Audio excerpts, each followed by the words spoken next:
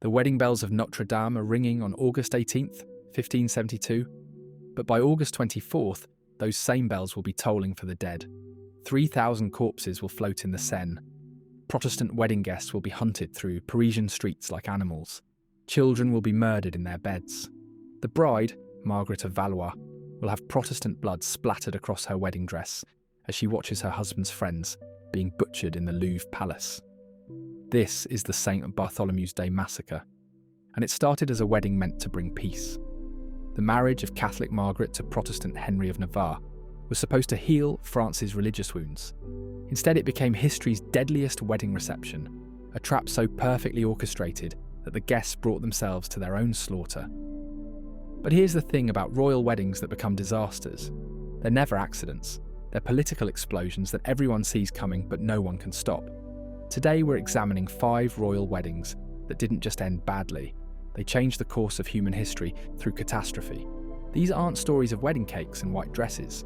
These are stories of how saying "I do" can do millions, topple kingdoms, and rewrite the fate of civilizations.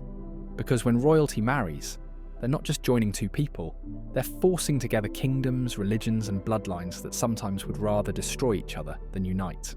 Chapter 1. When Weddings Become Wars. The marriage of Isabella of France to Edward II of England in January 1308 should have been the ultimate political triumph. She was 12 years old, beautiful, intelligent, and the daughter of Philip IV of France, the most powerful monarch in Europe. He was 23, newly crowned King of England, and desperately in need of French support. The wedding at Boulogne Cathedral was magnificent, with golden tapestries, jewelled crowns, and enough wine to float a navy. What nobody realised was that they were watching the creation of a monster. Isabella would become the she-wolf of France, and her marriage would plant the seeds for the 100 Years' War that would kill 3.5 million people. The disaster wasn't immediate. Royal catastrophes rarely are. They build slowly like pressure in a volcano. Edward II, it turned out, was more interested in his male favourites than his wife. At their coronation feast, he gave Isabella's wedding jewellery to Piers Gaveston, his probable lover. He spent their wedding night with Gaveston, leaving Isabella alone. For a 12-year-old girl in a foreign country, this wasn't just humiliation, it was political destruction. Her worth as a woman and a queen was tied to producing heirs and maintaining dignity. Edward stripped her of both, but Isabella was her father's daughter. And Philip IV hadn't conquered half of Europe by raising weak children. For 17 years Isabella endured. She gave Edward children, 4, including the future Edward III. She mediated between him and his barons. She pretended not to notice when he replaced Gaveston with Hugh Despenser, another favourite who received the affection and wealth that should have been hers. But humiliation compounds like interest, and by 1325, Isabella had had enough. She convinced Edward to send her to France to negotiate a treaty with her brother, now King Charles IV. Edward, eager to be rid of her, agreed. It was the worst decision of his life. Isabella took their son, the heir to England, and refused to return. Instead, she took a lover, Roger Mortimer, an exiled English baron, and raised an army. The invasion of England by its own queen in 1326 was unprecedented. Isabella landed with just 1,500 men, but England was so sick of Edward's incompetence that the kingdom essentially handed itself to her. Edward's supporters evaporated. The Despensers were captured and executed. Hugh Despenser the Younger was hanged, drawn and quartered, while Isabella watched, reportedly smiling. Edward himself was captured at Neath Abbey in Wales, abandoned by everyone. The king who'd humiliated Isabella at their wedding was now her prisoner, and she had 17 years of rage to unleash. Edward II's death at Berkeley Castle in September 1327 was officially recorded as natural causes. Unofficially, everyone knew Isabella had him murdered. The method, according to contemporary chronicles, was designed to leave no external marks, a red-hot poker inserted where the sun doesn't shine. Whether this specific detail is true or propaganda, the message was clear. The man who'd preferred male lovers to his wife died in a way that mocked those preferences. Isabella ruled England as regent for her son, Edward III, taking Mortimer as her open lover, until Edward III came of age and overthrew her in turn. The cycle of betrayal that began at a wedding continued through generations, but the real catastrophe was yet to come. Edward III, the son of this disastrous marriage, inherited claims to both England and France through his parents. When the French throne became vacant in 1328, remember Charles IV dying without male heirs? Edward claimed it through his mother Isabella. The French rejected this claim. They weren't about to accept the son of the she-wolf who'd murdered her husband. This rejection triggered the 100 Years' War. Every battle from Crecy to Agincourt, every village burned, every peasant slaughtered, traced back to a wedding where a young girl was humiliated by her husband's indifference. The second wedding disaster that created centuries of consequence happened in November 1501, when Arthur Tudor, Prince of Wales and heir to the English throne, married Catherine of Aragon at St. Paul's Cathedral. Arthur was 15, Catherine was nearly 16, and their union was meant to cement an alliance between England and Spain against France. The wedding was glorious. London hadn't seen such pageantry since the Romans. There were tournaments, feasts, pageants depicting Arthur as the reincarnation of King Arthur of Camelot. Catherine's dowry included 200,000 crowns, enough to fund a war or build a palace. Everything was perfect except for one detail that would change the course of Western civilization. Arthur was dying. Nobody knew it at the wedding. Arthur seemed healthy, if a bit thin. He and Catherine were bedded with great ceremony. The Archbishop of Canterbury blessed their marriage bed, courtiers threw stockings, and crude jokes were made about making princes. Arthur reportedly boasted the next morning that he had been in Spain and that it was thirsty work. Whether the marriage was actually consummated would become the most important question in European history, because 5 months later Arthur was dead, probably of tuberculosis or the sweating sickness. Catherine was a widow at 16, stranded in a foreign country, and her marriage, consummated or not, would trigger the English Reformation. The problem was Arthur's younger brother Henry, now heir to the throne. Henry VII, their father, didn't want to return Catherine's massive dowry. The solution seemed simple: have Henry marry his brother's widow. But there was that pesky biblical prohibition in Leviticus about marrying your brother's wife. The Pope could grant a dispensation, but only if the first marriage wasn't consummated. Catherine swore it wasn't. Nobody believed her, but the dowry was too valuable to refuse. So in 1509, the new King Henry VIII married Catherine of Aragon, his brother's widow, in a union that was questionable from the start. For 20 years, the marriage held, though it produced only one surviving child, Mary, a daughter. Henry VIII became increasingly obsessed with having a male heir, increasingly convinced that his marriage was cursed because it violated biblical law. When he met Anne Boleyn in 1526, he didn't just want a new wife, he wanted theological justification for what he'd always suspected. His marriage to Catherine was invalid because she'd lied about consummating her marriage with Arthur. The Pope, under pressure from Catherine's nephew, Emperor Charles V, refused to annul the marriage. So Henry did something unprecedented. He broke England away from the Catholic Church entirely. The English Reformation, triggered by Arthur's death and Catherine's disputed virginity, would transform the world. Monasteries were dissolved, their wealth seized. The Bible was translated into English. Religious wars would tear apart England, Scotland and Ireland for centuries. The pilgrims would flee to America. The divine right of kings would be challenged. All because a 15-year-old prince died 5 months after his wedding, leaving questions about whether he'd slept with his wife.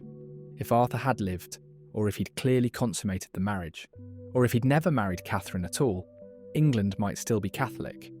The entire Protestant movement might have developed differently.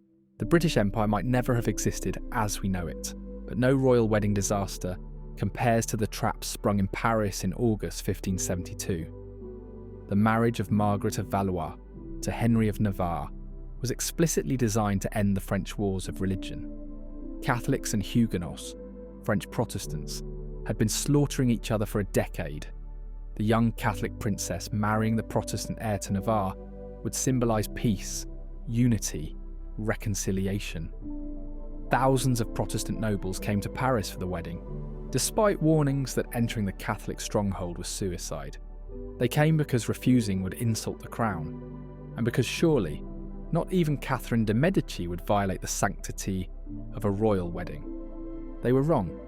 The wedding itself on August 18th was awkward. Margaret had to be practically dragged to the altar. She loved someone else, and despised Henry, who was uncouth and smelled like garlic. When asked if she took Henry as her husband, Margaret stood silent. Her brother, King Charles IX, had to push her head forward in a forced nod. Henry, for his part, refused to attend the Catholic Mass after the ceremony, standing outside the church doors. The wedding feast was tense, with Catholics and Protestants seated separately, eyeing each other like armies before battle. Everyone knew this wasn't a real peace, but nobody expected what came next. On August 22nd, 4 days after the wedding, Admiral Coligny, the Huguenot leader and wedding guest, was shot while walking back from the Louvre. The assassination attempt failed. The bullet took off a finger and lodged in his arm, but he survived. The Huguenots were outraged. The king promised justice. But behind closed doors, Catherine de' Medici was convincing her son that the Huguenots were planning revenge, that they had to strike first. Whether Charles IX gave the order or Catherine forged it remains debated. What's certain is that on the evening of August 23rd, the decision was made. Kill them all. The massacre began before dawn on August 24th, St. Bartholomew's Day. The Duke of Guise led soldiers to Coligny's lodgings. They broke down the door, stabbed the admiral in his bed, and threw his body from the window. It landed at Guise's feet, who kicked the corpse in the face to verify it was really Coligny. This was the signal. Church bells across Paris began ringing, not calling people to prayer but to murder. Catholics marked with white crosses poured into the streets. Protestant wedding guests were dragged from their beds and butchered. The Louvre Palace itself became a killing floor. Protestant nobles who'd come to honour the king were hunted through the corridors. Some tried to flee to the king's chambers for protection. They were cut down at his door. Margaret of Valois, the bride, saved several Protestants by hiding them in her chambers and under her skirts. She later wrote that she woke to a Huguenot gentleman bursting into her room, bleeding from sword wounds, pursued by soldiers. She threw herself between them, getting covered in his blood, screaming that they couldn't commit murder in a princess's bedroom. Her new husband, Henry of Navarre, survived only because he was royal. Killing him would be regicide. Instead, he was dragged before the king and given a choice: convert to Catholicism or die. He converted, though everyone knew it was forced. His wedding had become a death trap for his friends and allies. The killing in Paris lasted 3 days. Bodies were thrown into the Seine in such numbers that the river ran red, and Parisians wouldn't eat fish for months. Protestant children were murdered in front of their parents, then the parents killed. Pregnant women were cut open. The papal nuncio reported seeing small children playing with severed Protestant heads in the street. The exact death toll in Paris is unknown. Contemporary estimates range from 2,000 to 10,000. But Paris was just the beginning. The massacre spread across France like a plague. Orléans, Lyon, Toulouse, Bordeaux. Every major city saw Protestant communities exterminated. The total death toll was probably 30,000. The St. Bartholomew's Day massacre destroyed any possibility of religious reconciliation in France. The wars of religion would continue for another 26 years, killing hundreds of thousands more. Henry of Navarre would eventually become King Henry IV of France, converting back to Protestantism, then to Catholicism again. Paris is worth a mass, he supposedly said. But the damage was irreversible. The wedding that was supposed to heal France had shown that no peace was possible between Catholics and Protestants. Trust was dead. Every future negotiation would be shadowed by the memory of wedding bells becoming death knells. Chapter 3. Love matches that destroy kingdoms. The wedding of Mary, Queen of Scots, to Henry Stuart, Lord Darnley, on July 29, 1565, was that rarest of royal occasions, a love match. Mary was 22, tall, beautiful, and completely infatuated with her 19-year-old cousin. Darnley was handsome, charming, and exactly the wrong choice for Scotland's queen. Within 2 years, he would be dead in a massive explosion. Mary would be imprisoned, and Scotland would lose its independence forever.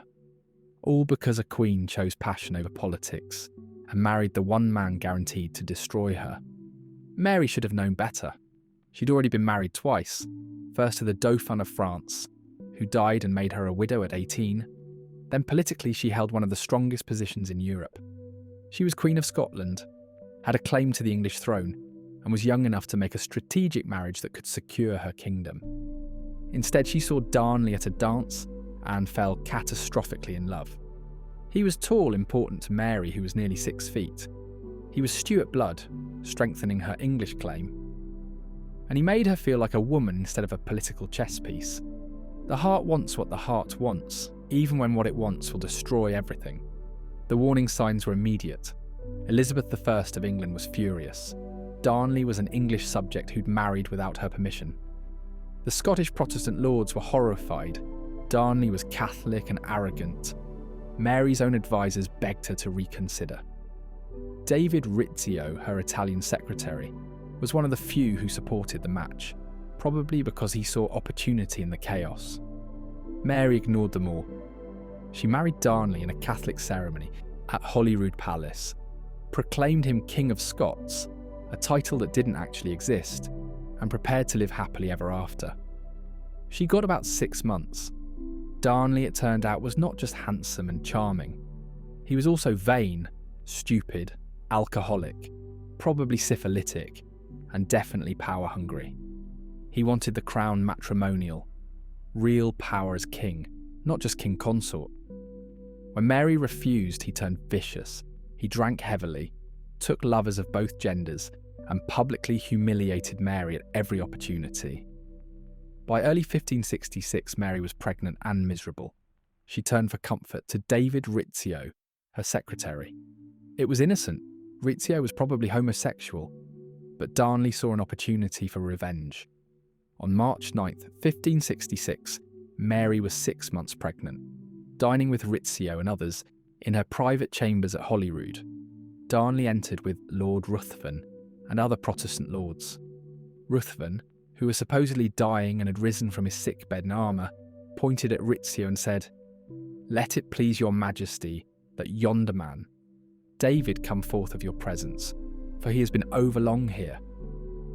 Rizzio, understanding immediately, grabbed Mary's skirt, screaming in Italian for justice. The conspirators dragged him out, past Mary, who was held at gunpoint by Darnley, and stabbed him 56 times.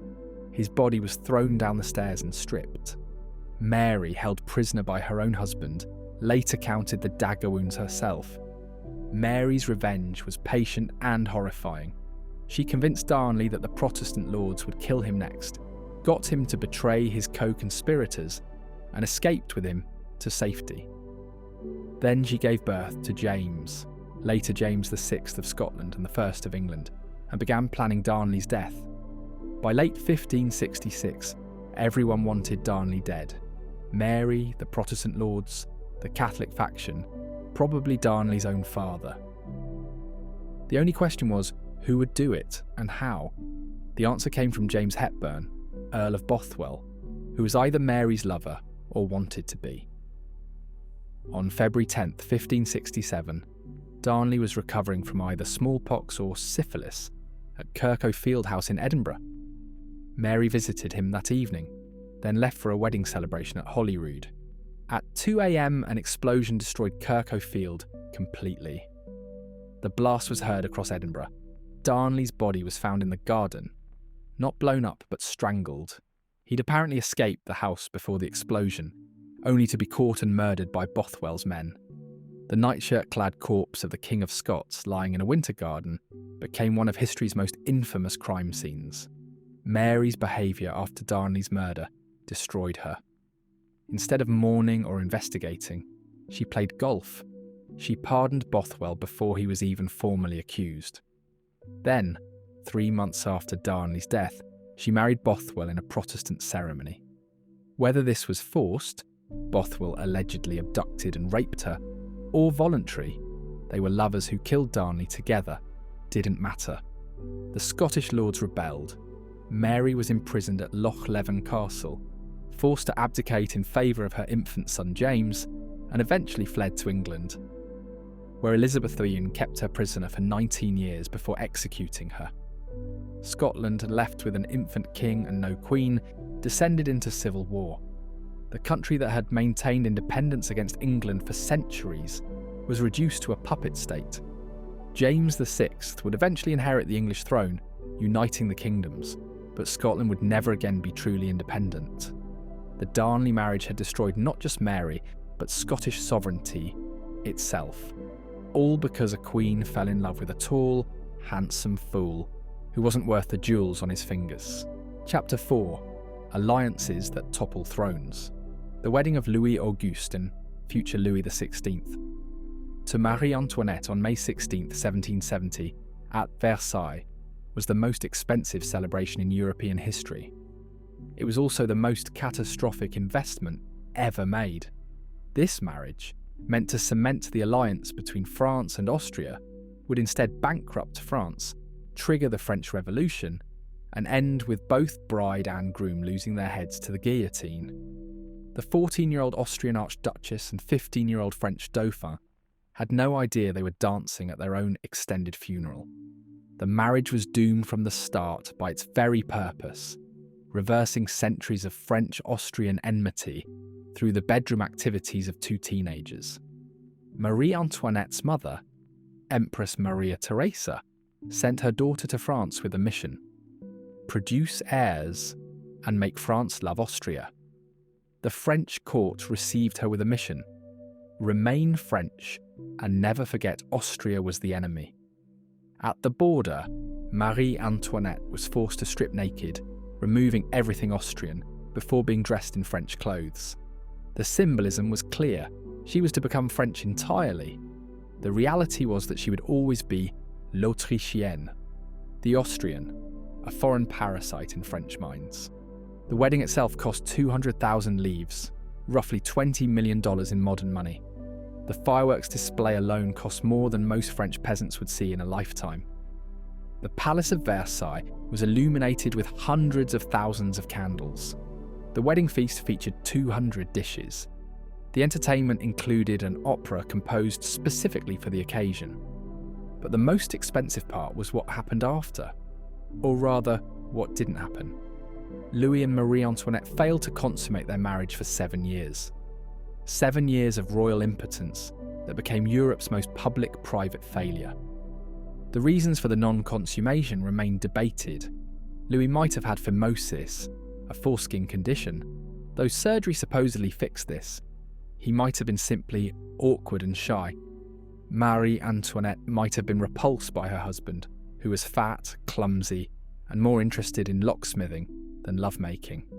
Whatever the reason, the failure to produce an heir immediately made Marie Antoinette vulnerable.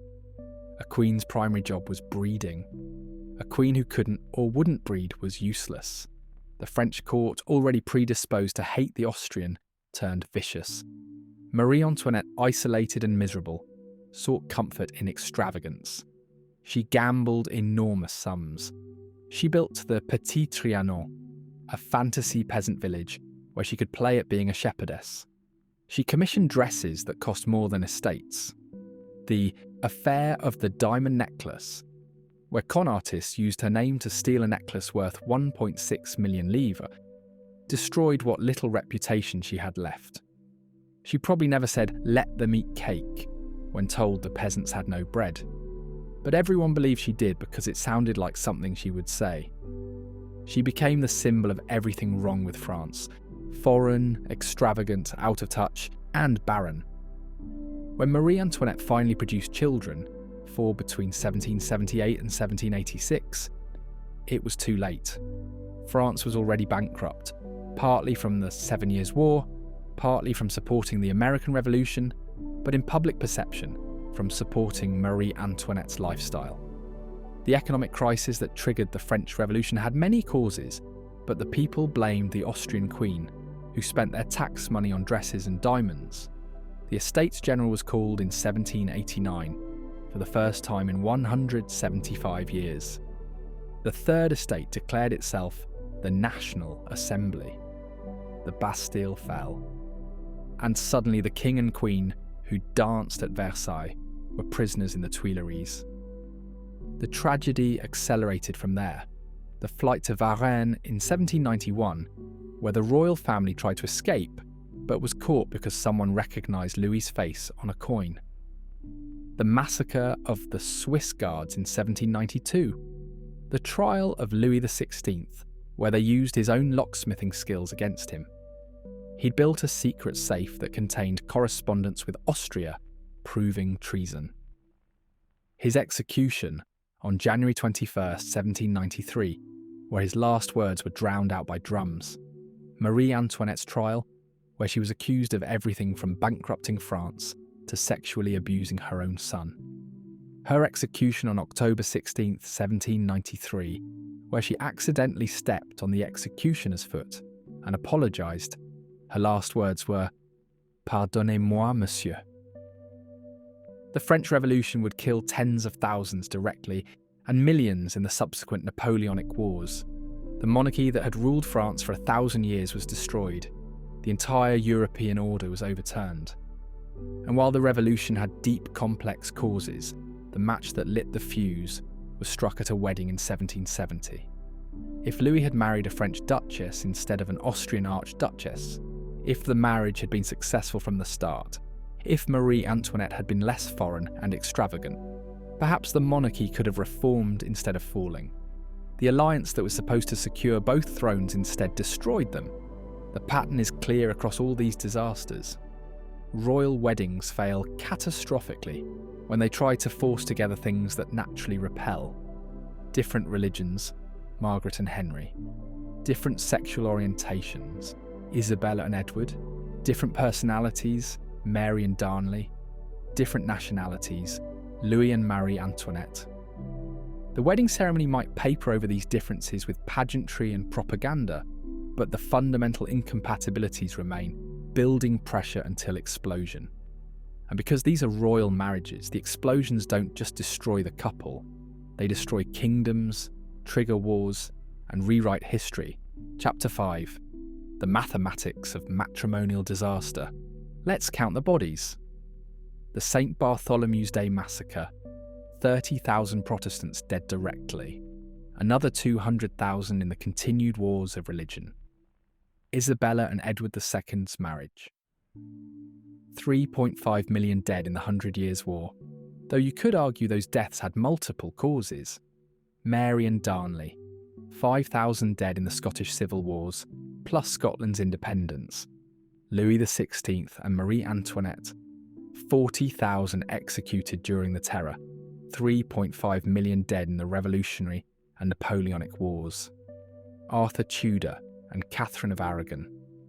50,000 dead in the English Reformation's various persecutions. Countless more in the religious wars that followed. Total body count from 5 royal weddings. Approximately 7.3 million dead. That's more than many modern genocides. All from ceremonies that started with promises of love, honour and obedience. But raw death tolls don't capture the full catastrophe. Consider the dynastic extinctions. The Valois line ended partly because the St. Bartholomew's Day massacre so weakened royal authority that Henry III died without securing succession. The Plantagenets consumed themselves in wars triggered by Isabella's revenge. The Stuarts of Scotland lost their throne when Mary fled after Darnley's murder. The Bourbons went to the guillotine after Louis XVI's marriage made them symbols of oppression. The Tudors transformed into something unrecognisable after Henry VIII's break with Rome. 5 weddings, 5 dynasties destroyed or fundamentally altered. The economic devastation defies calculation. The 100 Years' War bankrupted both England and France multiple times. Entire regions were depopulated. Trade routes that had existed since Roman times were severed. The French wars of religion destroyed infrastructure that took centuries to rebuild. The French Revolution eliminated not just the aristocracy, but the entire economic system, leading to hyperinflation, famine, and continental war. The English Reformation's dissolution of the monasteries represented the largest transfer of wealth in English history until the Industrial Revolution. Thousands of libraries, hospitals, and schools were destroyed. millions of acres changed hands.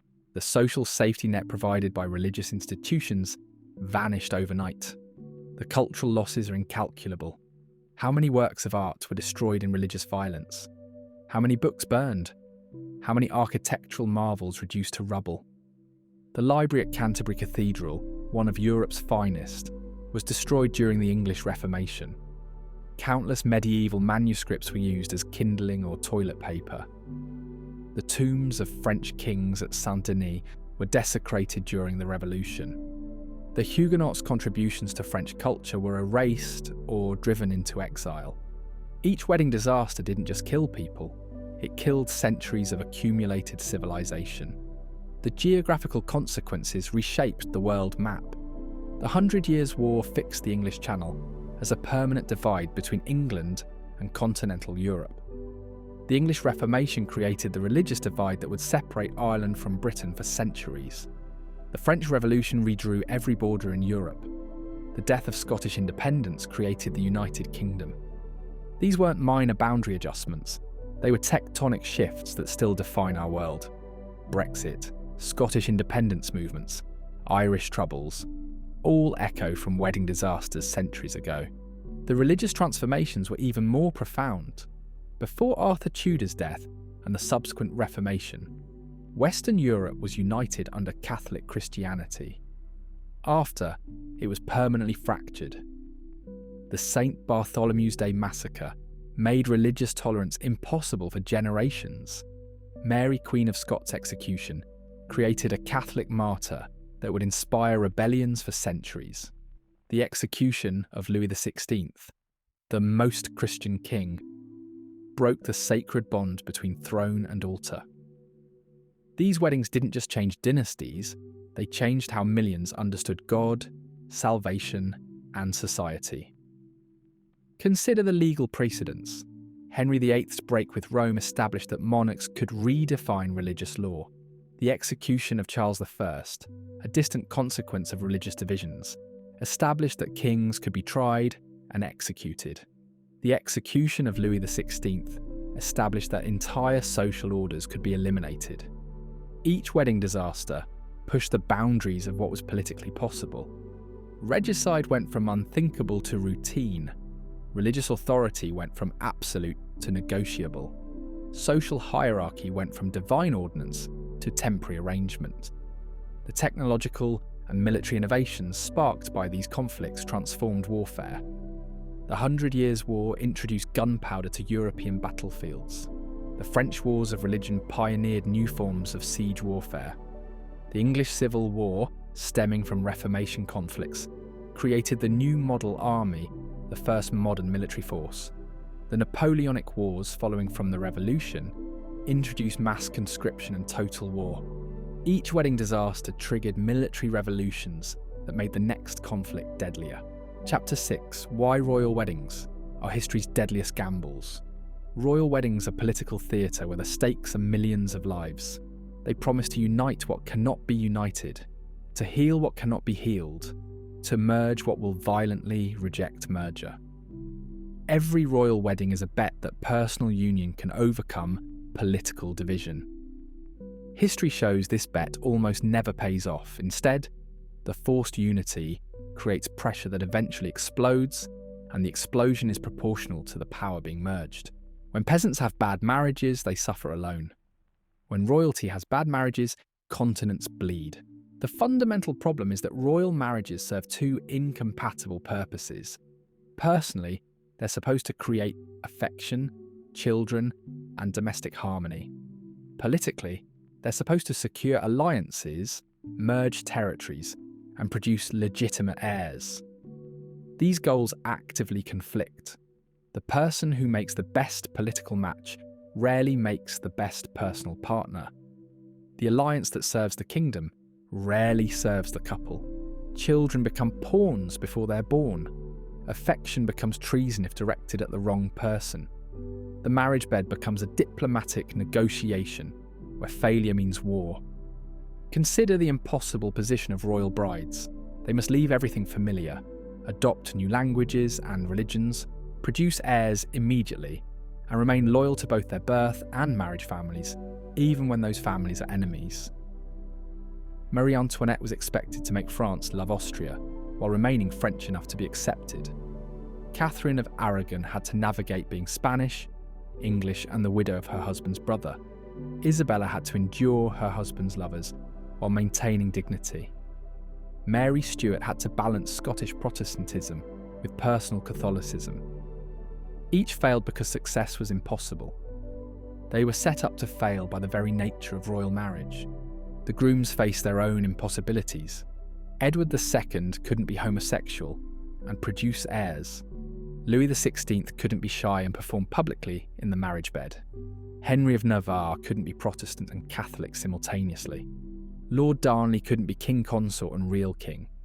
Arthur Tudor couldn't be sick and survive. Each was trapped between personal nature and political necessity. The crown demanded they be something they weren't, and when they failed, kingdoms fell. The timing of royal weddings multiplies their danger. They usually happen during crises intended as solutions. But crisis weddings bring together desperate parties with incompatible agendas. The St. Bartholomew's wedding happened during religious war.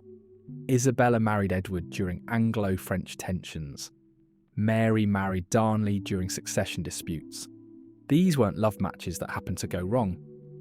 They were political desperation moves that predictably exploded. The publicity of royal weddings ensures that failures become catastrophes. A normal couple can divorce quietly.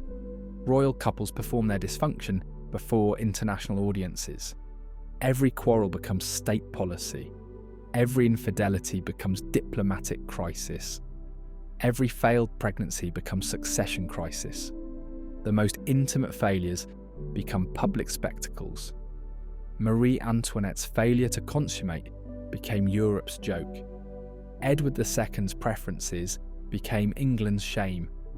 Mary's murder of Darnley became Scotland's destruction. Privacy might have saved these marriages and their kingdoms, but privacy and royalty are incompatible. The religious aspect of royal weddings adds sacred obligation to political pressure. These aren't just civil contracts, but holy sacraments. Breaking them isn't just illegal, but sacrilegious.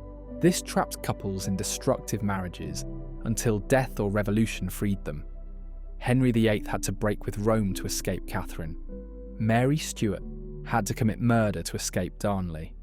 Louis XVI had to die to escape Marie Antoinette.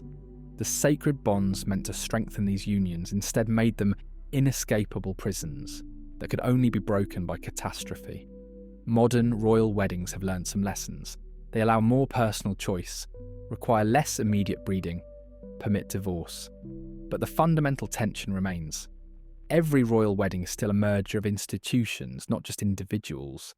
The British royal family's recent dramas, Diana, Fergie, Meghan, show that even reduced monarchies create impossible pressures. The difference is that modern royal failures create tabloid scandals, not continental wars. The stakes are lower only because the power is less. If these marriages controlled armies and territories, they'd be just as catastrophic as their predecessors. The pattern across centuries is unmistakable. Royal weddings that try to force unity create division. Those meant to ensure peace trigger war. Those designed to secure succession create succession crises. Those intended to strengthen kingdoms destroy them. The wedding ceremony, with its promises of unity and harmony, becomes history's greatest lie. The roses hide thorns, the white dress hides blood. The bells that ring for celebration will ring for the dead. Looking at these 5 disasters, we see that royal weddings are essentially political experiments conducted on human subjects. Can Protestant and Catholic unite? Can England and France merge? Can Scotland remain independent with an English king? Can Austria and France become allies? Can the medieval church survive royal lust? Each experiment failed catastrophically, but the failures taught essential lessons. Religious tolerance emerged from religious war. Constitutional monarchy emerged from absolute monarchy's failure. Democracy emerged from royal excess. The disasters were birth pains of the modern world. But knowing this pattern doesn't prevent repetition. Somewhere today, powerful families are arranging marriages that will unite wealth, merge companies, secure political alliances. The scale is smaller, but the dynamics identical. Personal happiness is sacrificed for institutional power. Individual compatibility is ignored for strategic advantage. The lessons of history are dismissed as irrelevant to modern sophistication. These marriages won't trigger world wars, but they'll destroy their participants just as surely as their royal predecessors. The ultimate lesson of these royal wedding disasters is that human hearts cannot be governed by political necessity. Love, lust, hatred, and revenge are stronger than any alliance. Personal misery eventually becomes political catastrophe. The ceremony can force two people together, but it cannot make them compatible. The crown can demand heirs, but it cannot create affection. The kingdom can require unity, but it cannot prevent human nature. Every royal wedding is a gamble that this time will be different, that this couple will succeed where others failed, that love and politics can align. History shows that's a bet that rarely pays off, and when it fails, the cost is measured in millions of lives. 5 weddings, 7 million dead. That's the mathematics of matrimonial disaster when royalty tries to solve political problems with personal unions. The St. Bartholomew's Day massacre started with wedding bells and ended with Protestant corpses floating in the Seine. Isabella and Edward II's marriage created the she-wolf who would devour England's peace for a century. Mary, Queen of Scots, chose love and lost her kingdom. Louis XVI married an Austrian princess and lost his head. Arthur Tudor died 5 months after saying "I do" and accidentally created the Protestant Reformation. Each couple stood at the altar, believing their union would heal divisions, secure peace, create stability. Instead, they lit fuses that would explode into wars, revolutions, and genocides that echo through centuries. The scariest part, it's still happening. Not with crowns and kingdoms anymore, but with corporations and countries, political parties and power brokers. Every merger that forces incompatible cultures together, every alliance that ignores fundamental differences, every union that prioritises strategy over compatibility, they're all royal weddings waiting to explode. The scale is different, but the dynamics are identical. We keep believing that ceremonies can overcome incompatibility, that saying the right words can merge the unmergeable, that personal unions can solve political problems. History screams that we're wrong, but we keep walking down that aisle anyway. Because here's the truth about disasters. They're never surprises. Everyone at the St. Bartholomew's wedding knew it was a powder keg. Everyone knew Edward II preferred men to Isabella. Everyone warned Mary about Darnley. Everyone saw Marie Antoinette's unpopularity. Everyone understood Arthur Tudor was sickly. But the political necessity seemed greater than the personal danger. The potential gain outweighed the obvious risk. Until the blood started flowing, until the kingdoms started falling, until wedding gifts became funeral pyres. If this story kept you watching, if you need to know more about the ceremonies that became catastrophes, subscribe now and hit that notification bell. Because every celebration has the potential for disaster. Every union carries the seeds of destruction. And every time powerful people say, "I do," somewhere, history holds its breath. Subscribe now and discover more moments when happiness turned to horror, when joy became genocide, when the words "till death do us part" became prophecies for millions.